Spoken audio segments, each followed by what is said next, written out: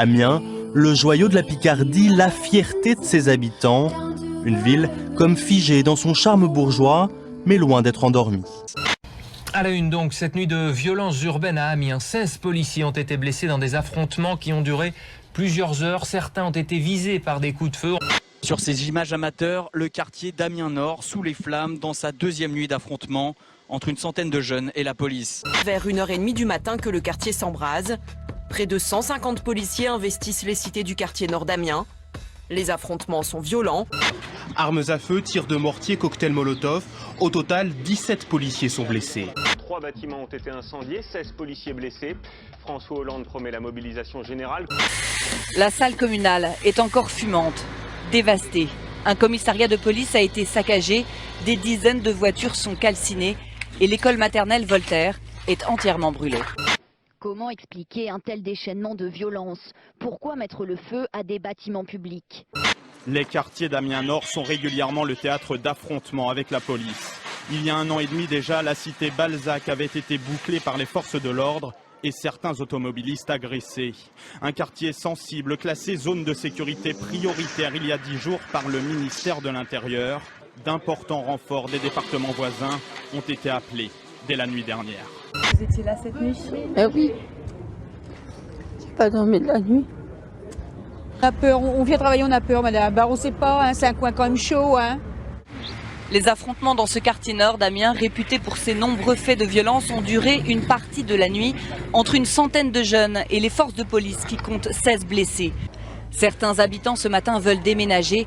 Beaucoup ont refusé de témoigner par peur de représailles. J'entendais du bruit, mais je ne pouvais pas sortir vu le danger qui nous, je sais pas comment le dire, qui nous gâte ici tous les jours. On préfère se barricader. On vit dans l'insécurité, quoi. On se demande qu'est-ce qui va se passer. Moi, je vois, je dors juste à côté. C'est trop bruyant ici. C'est trop bruyant. Vous avez peur? Oui, bien sûr. C'est devenu invivable de vivre ici? Ah oui, carrément, ouais, je vous le dis, moi c'est invivable. Ça fait 1 an et demi que je suis ici et je vais partir. Car dans les quartiers nord d'Amiens, les affrontements entre jeunes et policiers sont de plus en plus violents. 8 voitures incendiées et des bus pris pour cible en octobre 2010. 10 voitures brûlées et des automobilistes pris à partie en février 2011. Amiens, à qui la faute, s'interroge le site Rue 89 qui livre ce matin des extraits d'un livre Quartier Nord publié en 2006 et consacré à cette banlieue où la révolte couve depuis des années maintenant aux explosions sporadiques. Puis des images qui ont été diffusées évidemment nationalement, peut-être même internationalement, et qui ont une fois de plus terni la réputation de la ville. Ça fait 20 ans qu'Amiens est abonné à ces explosions de violence, de plus ou moins grande intensité d'ailleurs, et rien, ni les UP, ni les US, ni les ZEP ne semblent lui permettre d'ailleurs d'y échapper. Ça n'empêche pas qu'Amiens Nord vient d'être classé à nouveau zone de sécurité prioritaire. Ce sont les nouvelles zones créées, vous le savez, par Manuel Valls. Un secteur de 25 000 habitants désigné zone de sécurité prioritaire qui est rongé par le chômage, 57% chez les jeunes. Il connaît une forte délinquance de voies publiques, carjacking, agressions, voitures brûlées. À cela s'ajoutent des trafics. Il a été extrêmement difficile dans ce quartier, je dirais ça, mon pompier de venir travailler, un artisan de venir réparer une toiture. Il n'est plus possible à un policier de la police nationale ou de la police municipale de passer dans ce quartier. Difficile par exemple de se faire livrer un simple colis par la poste. Les cabinets de médecins ont peu à peu déserté les lieux. Certains quartiers sont devenus trop dangereux. Est-ce qu'on peut appeler ça zone de non-droit à partir du moment où la police se fait tirer dessus, à partir du moment où les pompiers sont constamment caillassés, c'est des véhicules de cassés, c'est des agents de blessés, ça ne peut plus continuer comme ça. Rien ne peut excuser. Rien. On tire sur des policiers, on tire sur les forces de l'ordre et qu'on brûle des équipements publics. La loi, l'ordre républicain et la justice doivent retrouver toute leur place ici à Amiens. Et à la moindre étincelle, eh bien, cela flambe. Mais c'est vrai qu'il y a une graduation des incidents. Il y a eu du carjacking, puis une voiture de police municipale qui avait été brûlée, enfin une grue, alors que des travaux se faisaient dans le quartier, qui avait brûlé. C'est un changement aussi de méthode. Il ne s'agit pas de faire venir, quand il y a des incidents, des centaines de policiers, ou de laisser quelques policiers qui ont parfois peur dans le quartier. Il s'agit de mettre des moyens suffisants dans ce quartier pour instaurer un nouveau dialogue. Mais l'essentiel reste d'identifier les tireurs et les incendiaires. Dans les quartiers nord d'Amiens, il ne faudra pas compter sur les témoignages, mais sur l'ADN et les empreintes. Est-ce que les renforts policiers sont-ils arrivés sur place ?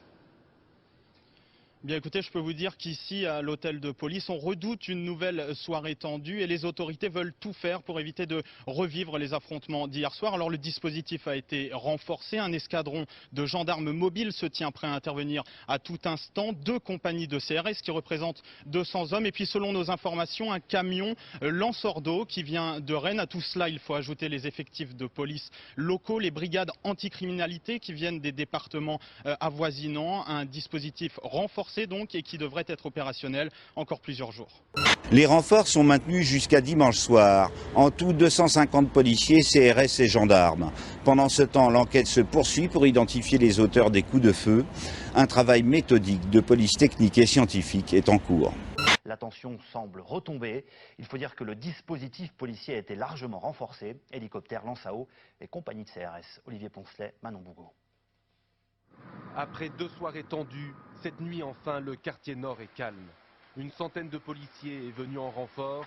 Au total, pas moins de 250 agents sont sur le qui-vive sur place.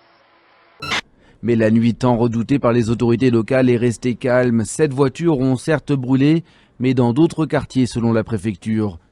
Une centaine de policiers ont été envoyés en renfort. Ils n'ont pas eu à intervenir.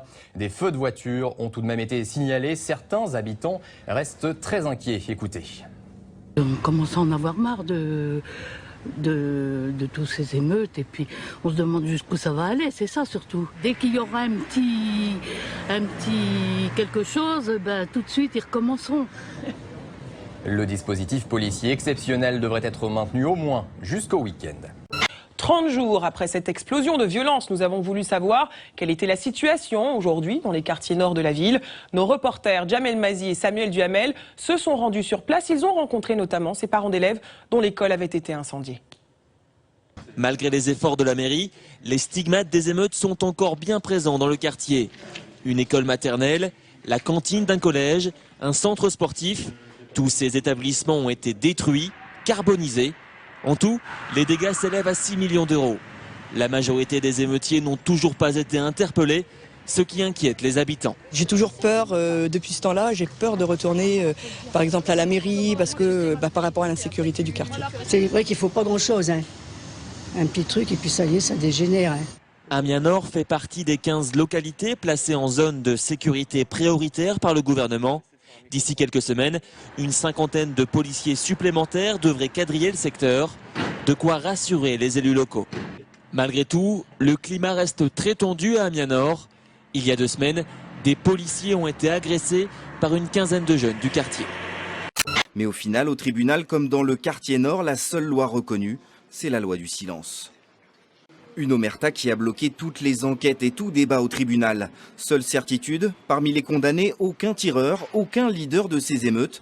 Des lampistes, dira un avocat. La justice, on pourra toujours dire qu'elle est passée désormais, mais que foncièrement, les vrais responsables, organisateurs, ceux qui ont fomenté tout ce qui s'est passé, ceux qui ont tiré sur les policiers, effectivement, en ressortent blancs comme neige, ou en tout cas même invisibles, dans la mesure où désormais, l'institution judiciaire va passer à autre chose et qu'eux vont continuer leur vie et éventuellement leurs exactions. D'où une inquiétude et un malaise pour les 17 policiers blessés qui, ironie de l'affaire, ne voudront pas s'exprimer. Ils toucheront 3 000 € chacun pour le préjudice moral.